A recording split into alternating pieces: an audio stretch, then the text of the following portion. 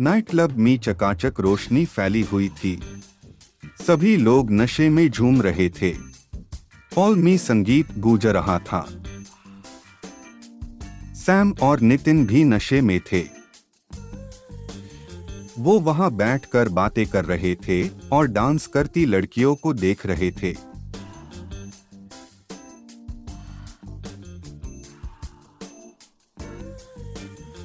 Sam ने नितिन से कहा, यार बहुत दिन हो गए, कोई तितली नहीं फंसी।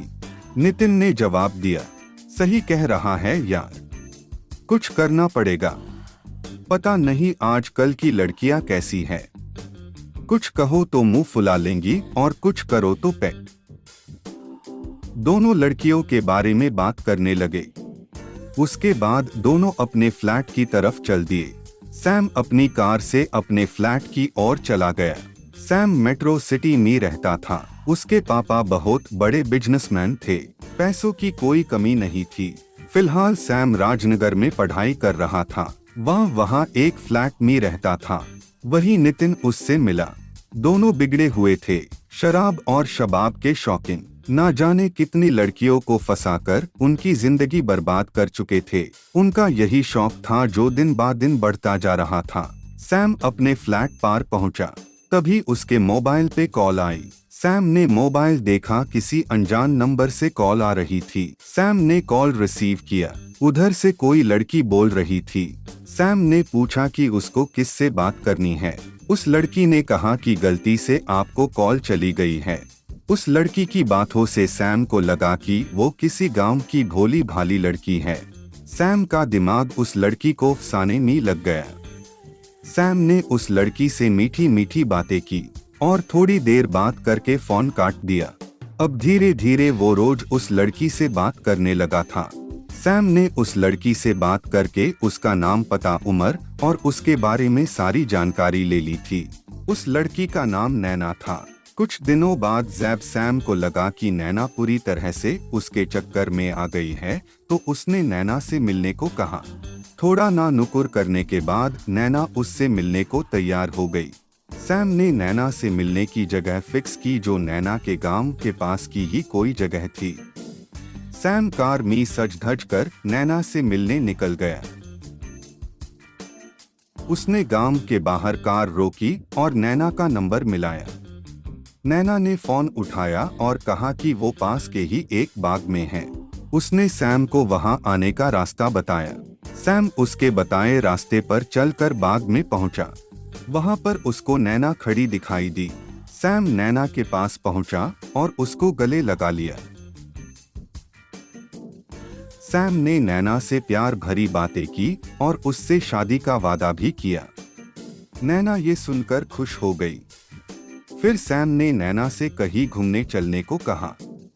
नैना ने कहा कि उसको घर आने में देर हो जाएगी, लेकिन सैम ने जिद करके उसको अपनी कार में बिठा लिया। कार से सीधा वो अपने फार्म हाउस पहुंचा। फार्म हाउस पहुंचकर वो नैना को कमरे में ले गया और कमरे का दरवाजा अंदर से बंद कर दिया। नैना थोड़ा डर गई और सैम से वहां से चलने को कहने लगी, मगर सैम कहाँ मानने वाला था। वो नैना के साथ जबरदस्ती करने लगा। नैना विरोध करती रही, मगर सैम ने उसकी एक ना सुनी और आखिर वो अपनी मनमानी करके ही माना। नैना के साथ जबरदस्ती करके सैम ने नैना को उसके गांव के बाहर छोड़ा और वहां से चला गया। वह अपने फ्लैट पर पहुंचा और नैना के नंबर को ब्लॉक कर दिया। 2 दिन बाद उसके मोबाइल पर किसी अनजान नंबर से मैसेज आया। सैम ने मैसेज देखा तो उसके होश उड़ गए। वो एक वीडियो मैसेज था जिसमें वो नैना के साथ रेप करता दिखाई दे रहा था। अभी उसका होश संभला भी नहीं था कि उसी नंबर से एक और मैसेज आया, जिसमें लिखा था कि सैम, मेरे पास तुम्हारे ऐसे और भी वीडियोस हैं। सोच रहा हूँ इंटरनेट पर डाल दूं, मगर मैं नहीं चाहता कि कोई शरीफ आदमी बदनाम हो, इसलिए तुम बस 5 लाख रुपए लेकर शहर के बाहर एक खंडहर है, वहां आ जाओ और कोई चालाकी मत करना, कल शाम अकेले। बस इतना ही लिखा था।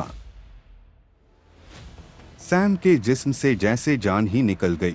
वो सोच रहा था कि कौन हो सकता है जो मुझे ब्लैकमेल कर रहा है और उसने वीडियो कब बनाया। दिमाग काम नहीं कर रहा था, मगर क्या हो सकता था। उसने जल्दी से 5 लाख रुपए का इंतजाम किया। अगले दिन शाम को वो खंडहर के बाहर पहुंचा, मगर उसको कोई दिखाई नहीं दिया। थोड़ी देर बाद वहां एक लड़का आया जो उसकी ही उम्र का था। उस लड़के ने सैम से कहा, पैसे ले आए सैम। सैम ने पूछा, कौन हो तुम? उस लड़के ने कहा, सवाल नहीं, पैसे दो और निकल लो। सैम ने पूछा, मगर वीडियो? उस लड़के ने मुस्कुराते हुए कहा, अभी तो पहली किश्त है, मिल जाएंगे वीडियो भी। सैम समझ गया कि वो बुरी तरह फंस चुका है। फिर उसने पूछा, तुमने वीडियो कैसे बनाई? लड़के ने कहा, मुझे पता था तुम यही पूछोगे, बताता हूँ। इतना कहकर उसने अपना मोबाइल निकाला और किसी को फोन किया। फोन पर उसने कहा, आ जाओ। थोड़ी ही देर में किसी के आने की आहट सुनाई दे रही थी। सैम उसी तरफ देख रहा था। उस शख्स ने बाहर कदम रखा।